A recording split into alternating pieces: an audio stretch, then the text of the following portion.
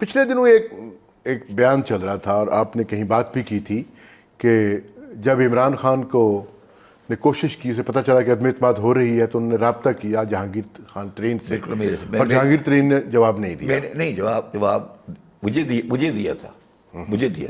اچھا، کیا کہا تھا آپ کو سر؟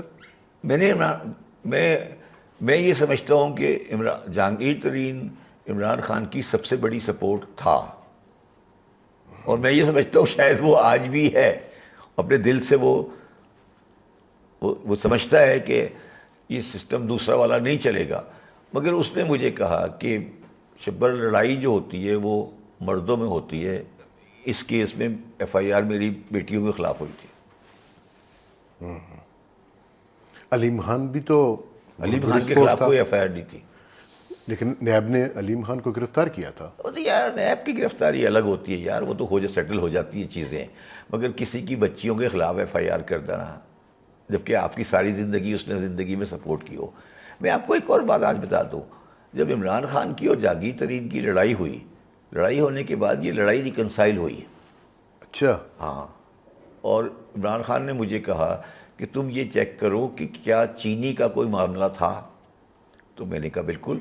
تو میں نے کہا کہ آپ اس طرح کریں کہ آپ اس سائٹ سے کوئی نمائندہ بنا دیں، میں اپنی جہانگیر صاحب کی طرف سے چلا جاتا ہوں اور ہم اپنا کاغذ دکھا دیتے ہیں، ہم ثابت کر دیتے ہیں کہ ہمارا چینی کا کوئی رولا نہیں ہے.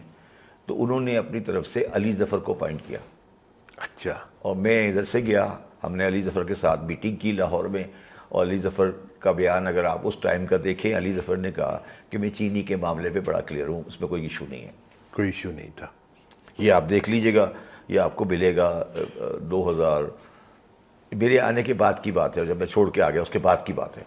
اور علی ظفر کا بیان ہے کہ چینی کا معاملے میں عمران خان نے بنائی تھی علی ظفر والی کمیٹی. اچھا. بالکل. مگر دیکھیں مجھے ایک بات بتائیں، یہ خیر لمبا جہانگیر سے ذاتی زلزلہ ہے، میں اس سے زیادہ کمنٹ نہیں کرنا چاہتا. ایک بڑی آڈ سی پوزیشن تھی نا کہ he was not a member, he was not a politician, not a MNA، not a minister, but he was the whole civil in the decision maker and a mind behind the person.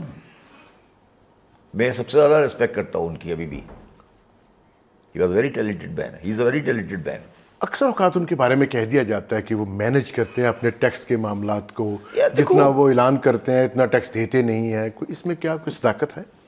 میں صرف ایک بات آپ سے پوچھتا ہوں، شہباز شریف کی بھی شوگر ملز ہیں، چودھریز کی بھی شوگر ملز ہیں، زرداری کی بھی شوگر ملز ہیں. کسی کی لسٹڈ کمپنی ہے؟ جہانگیر ترین شوگر مل کا وہ آدمی ہے جس کی لسٹڈ کمپنی ہے. جمال الدین والی JDW لسٹڈ کمپنی ہے. تو پھر جب آپ بڑے آسانی سے کہہ دیتے ہیں کہ ٹیکس کا، اب انہوں نے تو آج تک کمپنی لسٹ ہی نہیں کرائی. انہیں پتہ ہے لسٹڈ کمپنی کوئی ہے ہی نہیں.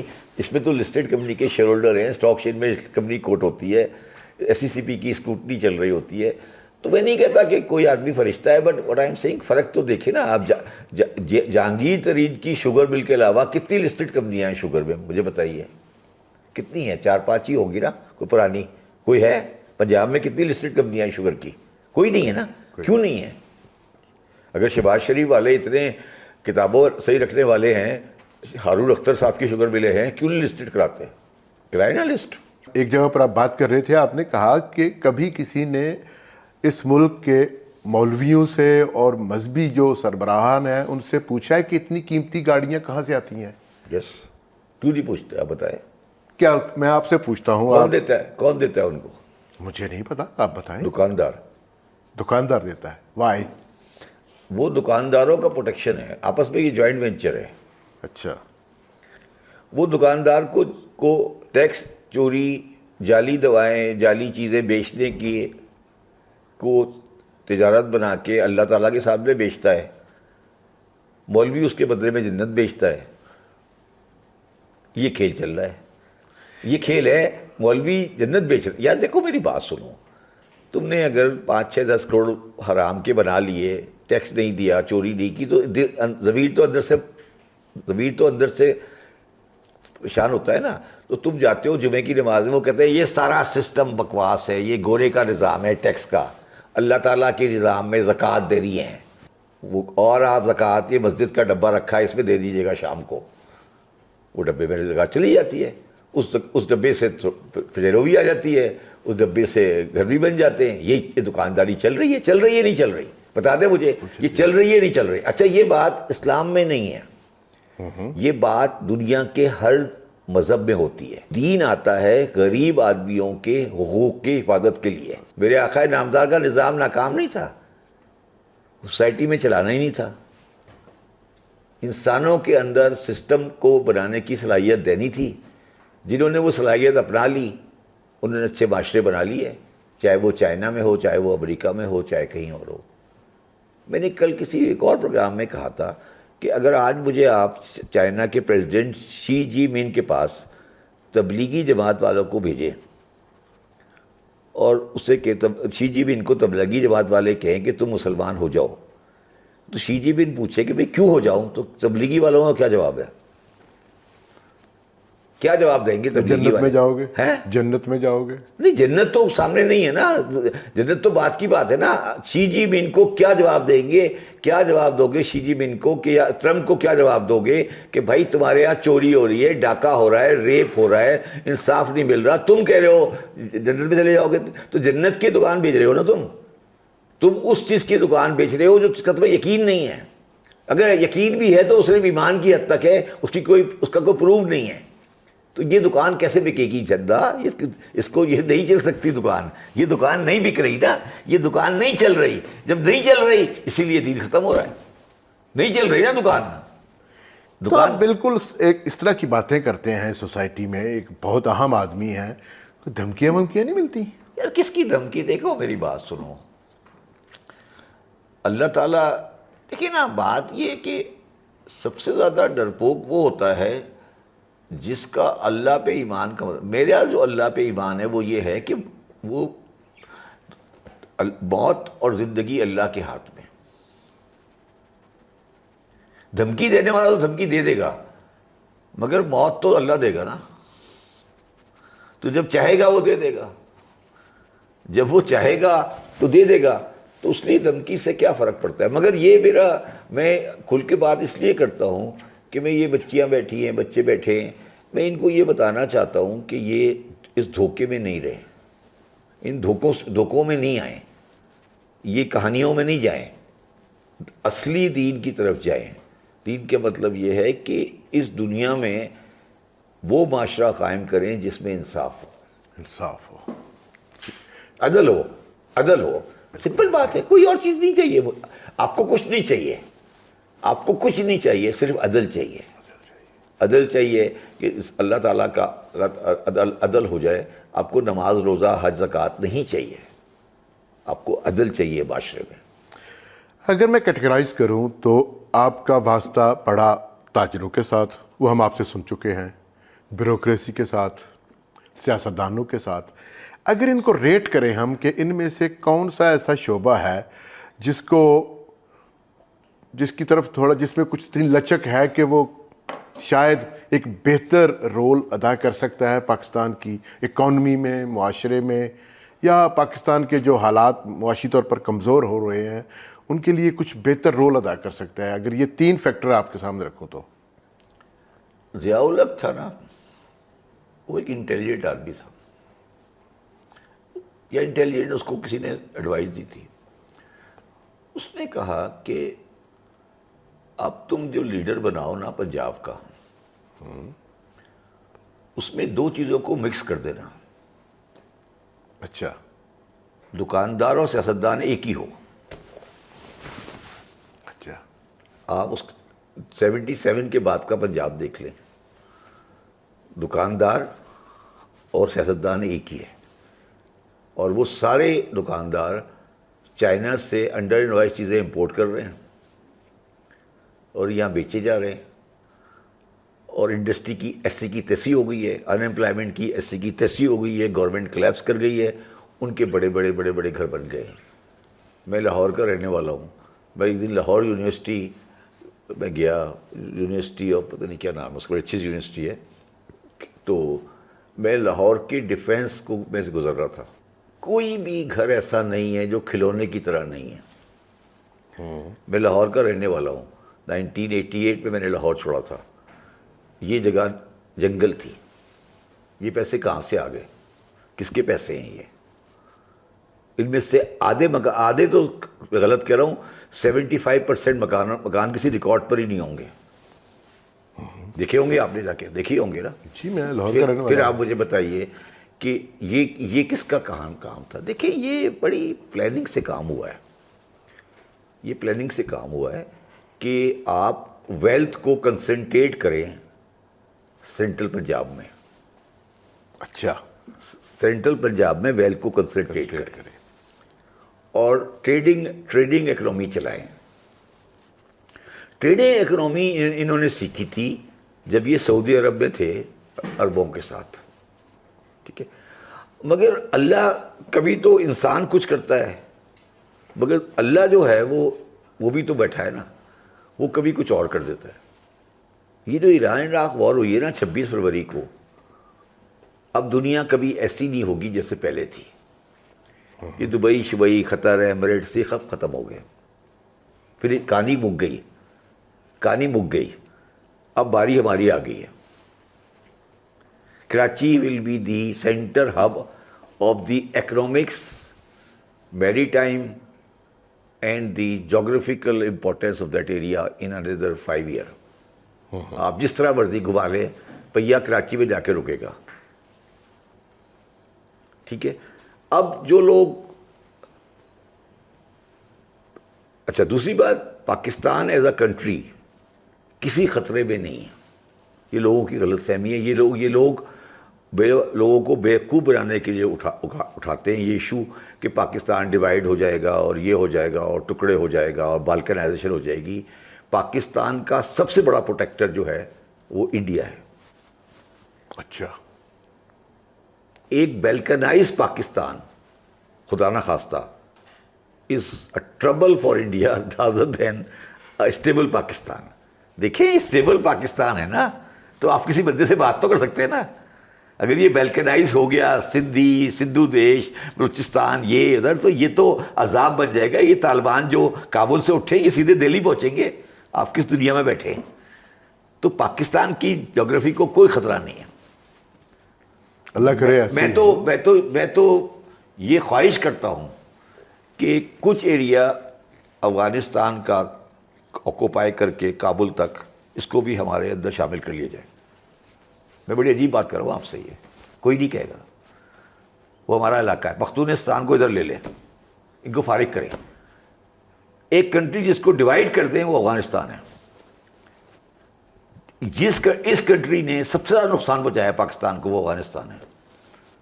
دا only country who opposed our existence in 1947 in the UNO was Afghanistan. آج بھی وہ ڈیورنٹ لائن پہ ٹائیں کرتے رہتے ہیں. ٹھیک ہے نا، ڈیورنٹ لائن پہ ان کی ٹائیں بندی ہوتی. آپ ان کے آدھے سے وہ قبضہ کریں ملٹریلی اور فارغ کریں ان کو. کیا یہ ممکن ہے آج کے دور میں کسی ملک پہ قبضہ کرنا؟ انشاءاللہ. ہمارے ہی لوگ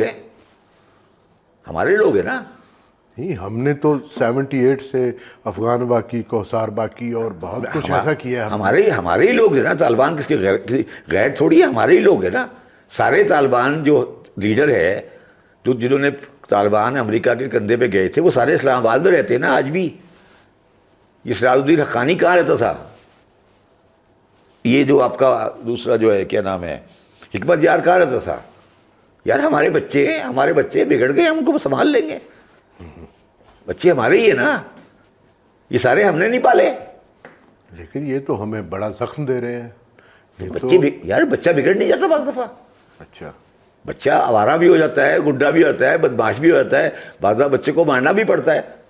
ہے تو ہمارے بچے نا. بچے کا میں یہ کہہ رہا ہوں کہ یہ افغان نیشنلزم ہے نا، افغان نیشنلزم اس کی کوئی حقیقت نہیں ہے. افغان نیشنلزم کی کوئی حقیقت نہیں ہے. افغانستان ایک ملک نہیں ہے. آپ پاکستان کو نہیں توڑے، افغانستان کو توڑے. آپ سمجھ نہیں رہے بات کو. کہاں پہ میں غفار خان کے جنازے میں جلال آباد گیا تھا اپنی گاڑی لے کے. اچھا، جلال آباد اور پشاور میں کیا فرق ہے؟ ایک ہی جگہ. تو وہ ہمارا حصہ کیوں نہیں ہے؟ یار میری بات سمجھ رہی، تم میری بات نہیں سمجھ رہے. کیا کابل دہلی کا صوبہ نہیں تھا؟ ہاں وہ تو پھر پہلے یہ بھی ہے، ہم سارے متحدہ ابھی تو بھائی ہم واپس لے رہے ہیں نا، ہمارا علاقہ ہے. دہلی کا صوبہ کابل تھا یا نہیں تھا مجھے بتاؤ نا. بالکل تھا. اور دہلی کا حکمران کون تھا؟ ہم تھے نا. تو ہم کیوں چھوڑ دیں کابل کو؟ آپ الٹا چلے نا، آپ الٹا چلے، آپ سیدھا نہیں چلے. آپ تو سنیں وہ قبضہ کر لیں گے، ہم کریں ہم ادھر، ہمیں کابل واپس چاہیے. ہمارا جو بادشاہ ہے جس نے ہماری اس ملک کنٹری میں امپائر کھڑی کی ہے، بابر، اس کا مقبرہ کابل میں ہے. تو ہمیں اپنے بادشاہ کا مقبرہ چاہیے واپس. ہم انشاءاللہ لے لیں گے اس کو. آپ ریورس چلنا شروع کریں نا، یہاں سے ٹینک چلائیں اور چلتے شروع ہو جائیں. آپ الٹا چل پڑیں کہ یہ پاکستان خطرے میں، پشاور میں یہ ہو جائے گا، یوں چلیں، ادھر چلیں. اور جو پختون بیلٹ ہے افغانستان کی، جو کہ ہمارے انڈین سب کانٹیننٹ کے صوبے تھے، 2 صوبے تھے انڈین سب کانٹیننٹ کے، ایک کا نام تھا قندھار اور ایک کا نام تھا کابل. ایم آئی رائٹ؟ تھے ہسٹری میں. گورے نے کنسیڈ کیا تھا نا، گورے نے تو وار لارڈ کو دے دیا تھا. وہ وار لارڈ بھی ہمارے علاقے کا تھا. وہ اپنے صوبے واپس لے لیں، ختم ہو گئی بات. پاکستان تو انشاءاللہ ایکسپینڈ ہونے والا ہے، آگے بڑھے گا، یوں چلے گا ادھر سے. چلیں آگے بڑھتے ہوئے ہاں مجھے یہ بتائیں کہ اگر میں کہوں کہ لوگوں کے پتہ نہیں اس کے پر کیا ریئیکشن ہوگا یا کیا لوگ سوچتے ہیں، اگر آپ عمران خان کی جتنی گورنمنٹ رہی ہے جتنا عرصہ، اتنے عرصے کا ان کا کمپیریزن کر لیں، اگر یہ جو موجودہ گورنمنٹ ہے، آپ کیا اس میں؟ یار دیکھو میری ایک بات سنو، تم لوگ نا ایک، پھر وہ کہوں گا ایک بڑی عجیب سی ایلوژن میں چلے گئے ہو. اچھا. جو بیوروکریٹ ہوتا ہے نا، کیو بلاک میں بیٹھا ہوا ہے، منسٹر تو پولیٹیکل آتا ہے نا، جو باقی بیٹھا ہوا ہے نا، اے بی سی ڈی، جو کیو بلاک ہے، وہ سارا منسٹروں کے اوپر شام کو ہنس رہا ہوتا ہے. اچھا. کیونکہ یہ جو سیاستدان باتیں کر رہے ہوتے ہیں، اسمبلی میں باتیں کر رہے ہوتے ہیں، وہ کہتے ہیں اچھا ٹھیک ہے یار، تھینک یو ویری مچ. کرنا تو ہمیں نہیں ہے نا. میں آپ کو مثال دیتا ہوں، پھر آپ کو سمجھ آ جائے گی. ایک دن میں کسی کام سے عمران خان نے مجھے بلایا، میں کمرے میں داخل ہوا تو میں نے دیکھا کہ پرائم منسٹر کمرے کے سینٹر میں کھڑا ہے، عمران خان. اچھا. اور اس کے آس پاس 4-5 منسٹر کھڑے ہیں اور بڑے خوش کھڑے. تو جیسے ہی عمران خان نے مجھے دیکھا، میں دروازہ کھول کے اندر آیا تو عمران خان نے آواز دی، یار شبر آ جا، مسئلہ حل ہو گیا، تیرا مسئلہ حل ہو گیا، پاکستان کی معیشت کا مسئلہ حل ہو گیا. اچھا، میں نے کہا یار پرائم منسٹر صاحب کہہ رہے ہیں، 3 منسٹر سینئر منسٹر ساتھ میں کھڑے ہیں، پتہ نہیں کوئی کہانی آ گئی ہوگی. کہنے لگا یار وہ آف شور میں آئل نکل آیا. اچھا. بالکل ایک بڑا بیان آیا تھا اور بہت خوشیاں تھیں. ٹھیک ہے سر. اچھا، میری ساری زندگی اپنی فارم میں آئل ایکسپلوریشن میں گزری ہے. تو میں نے باہر نکل کر اپنے کنسرن پارٹنر کو ٹیلی فون کیا کہ یار یہ آف شور میں ڈرلنگ کون کر رہا ہے، کمپنی کا کیا نام ہے، ہمارے کلائنٹ ہیں سارے فرگوسن کے. اس نے بتایا یہ ڈرلنگ کر رہے ہیں. میں نے کہا یار اس کو تو فون کر کے پتہ کر یہ کیا کہہ رہا ہے پی ایم. اس نے کہا شبر صاحب کوئی کلو بھی نہیں ہے. اچھا. کوئی کلو بھی نہیں ہے. کوئی نکلا کوئی نہیں. پھر اچھا آپ مجھے بتائیں کہ قصور عمران خان کا ہے؟ کسی بیوروکریٹ نے کوئی فائل تو بنائی ہوگی نا، کوئی ٹیلی فون تو کیا ہوگا نا پی ایم کو کہ سر آئل نکل آیا ہے، کوئی بریفنگ دی ہوگی. کوئی بریفنگ دی ہوگی. تو اس کو کوئی بندہ لا کے اسکرین پہ آپ اسے گولی کیوں نہیں مارتے؟ آپ عمران خان کے پیچھے پڑے ہوئے ہیں، شہباز شریف کے پیچھے پڑے ہوئے ہیں. اس کو بلائیں نا کہ جس آدمی نے یہ بریفنگ پی ایم کو دی تھی کہ یار پی ایم تو بیچارہ پولیٹیکل آدمی ہے، اس نے کہا نکل آیا تو یار اعلان کر دو، اور کیا کروں گا میں. اس کو کیا پتا کہ یہ آئل ڈرلنگ کیا ہوتی ہے، کیسے نکلتا ہے، کہاں سے نکلتا ہے، کہاں سے آیا ہے، کون کمپنی ہے. ٹھیک ہے، اوور آل جانتا ہوگا. تو منسٹری آف پیٹرولیم کے جن بندوں نے یہ بریفنگ دی تھی ان کو کسی نے کبھی کچھ نہیں بولا. آپ کا کیا جواب تھا خان صاحب کو؟ میں تو وہاں سے نہیں، مجھے تو اس میں اندر کمرے میں کھڑا تھا، اس وقت بھی یقین تھا کہ یہ کہانی نہیں ہے، مگر میں 4 سینئر منسٹر اور پی ایم کہہ رہا ہے کہ آئل نکل رہا ہے تو میں تو خاموشی سے نکل کے باہر آ گیا. منسٹر کون سے تھے، کچھ یاد ہے؟ میرا خیال ہے اسد عمر بھی تھے، علی زیدی صاحب بھی تھے. نہیں کوئی وہ بیچارے سارے دیکھو یار میری بات نہیں سمجھے. سمجھ رہا ہوں یار وہ جو کوئی سمری آئی ہوگی نا، Yes. کوئی نوٹنگ کہیں سے آئی ہوگی نا، اور اور وہ بھی بڑا اسٹائل ہے سر، کسی کو دسنا نہیں، یہ بھی ہوتا ہے نا، دسنا نہیں کسی دسنا نہیں کسی کو.